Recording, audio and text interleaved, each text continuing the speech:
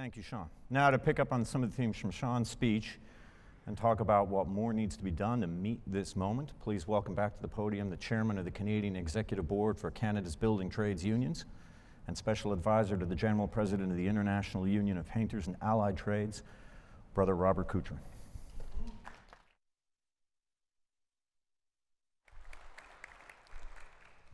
Well, good afternoon, everyone, and thank you for that warm welcome. I also want to say thank you for Sean for your clear account of the progress from this past year. From our relentless progress with the federal government and the engagement of Bill C-5. What you heard from Sean underscores something we all know well in the building trades. When we move with discipline, strength, unity, we compel governments to listen, to act, and we secure real outcomes for our members. As chairman of the Canadian Executive Board of Canada's Building Trades Unions, I want to pick up on that thread and speak plainly about the path forward and about the practical tools the CBTU must have if we intend to carry this momentum forward and be a true national voice for all unionized construction workers in Canada. We've proven that we can win. And by that, I mean all of us in this room has proven that we could win. Bill C-5 and the historic recognition of unionized in a federal preamble are proof we can shape policy and culture. But policy wins are only the beginning.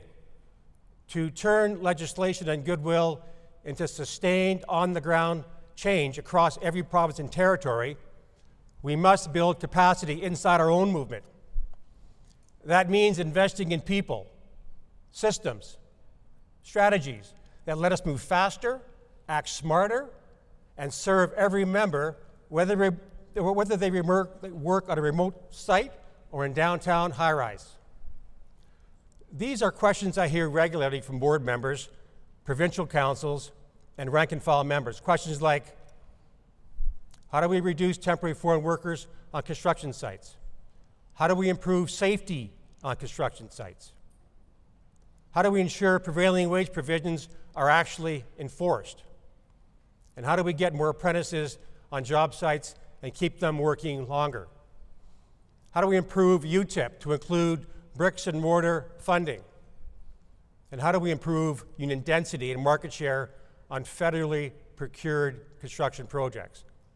And how do we make sure the safety harmonization actually improves mobility without lowering standards?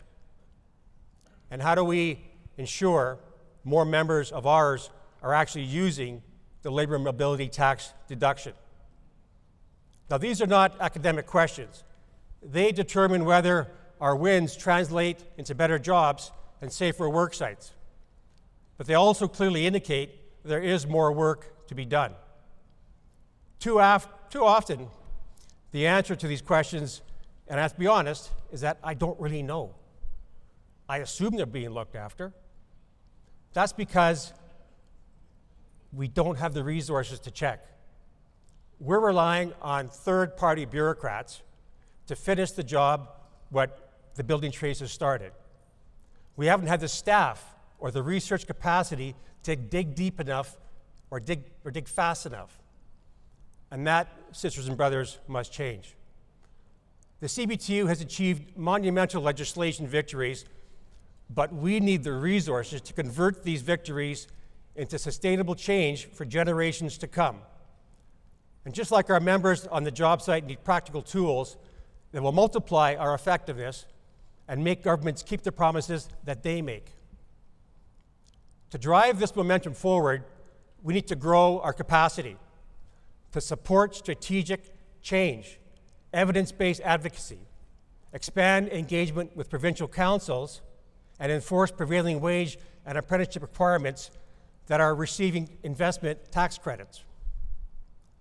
We have to modify the temporary foreign worker program, achieve a better understanding of union market share across the country, and also understand that the union effect goes beyond just Ontario.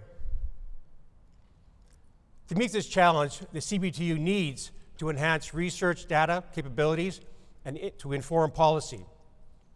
Include investing in long-term partnerships with Indigenous communities.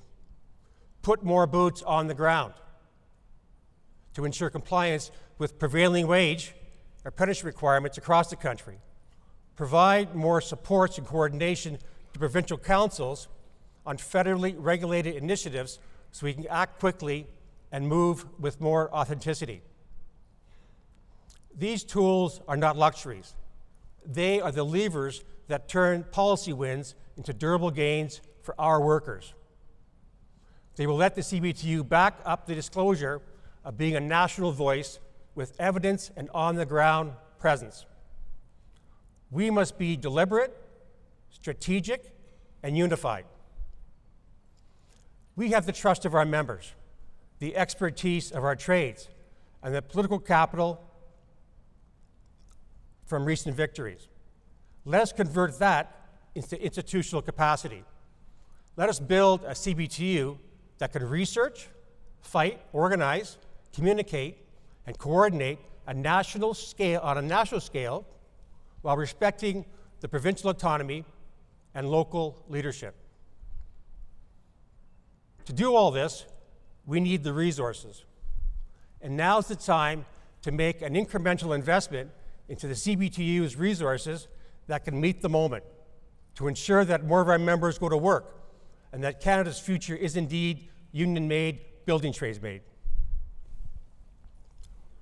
Now, before I close up my remarks, I want to take a personal point of privilege.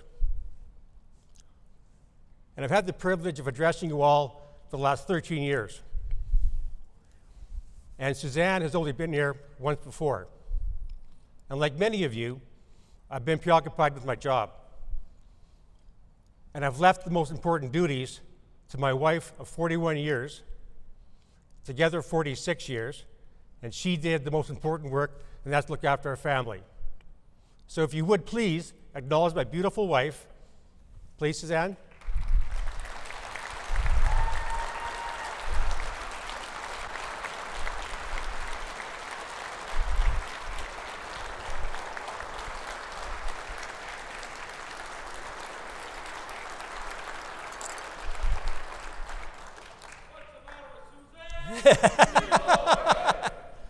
Now, clearly she has the looks, but she also has the brains.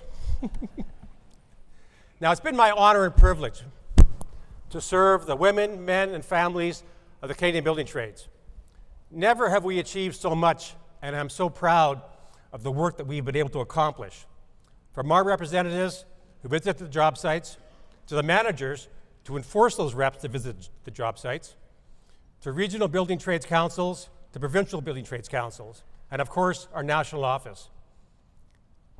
Brothers and sisters, let's finish the job, and let's set this up for generations to come. Thank you very much, and let's roll the video. Across every province, in every sector, 500,000 unionized skilled tradespeople are building Canada's future. The infrastructure this country depends on. CBTU is the only organization representing the full scope of Canada's unionized ICI construction workforce. When government engages with CBTU, they engage with all of us. We've secured federal policies that directly benefit your members: labor mobility, better tool deductions, an expanded union training and innovation program, prevailing wage, infrastructure tied to union jobs. These victories are the result of a coordinated national voice for building trades. Canada is entering a once-in-a-generation moment of infrastructure and industrial investment. With your support, we can grow our capacity so that you can seize the moment and do what you do best: build.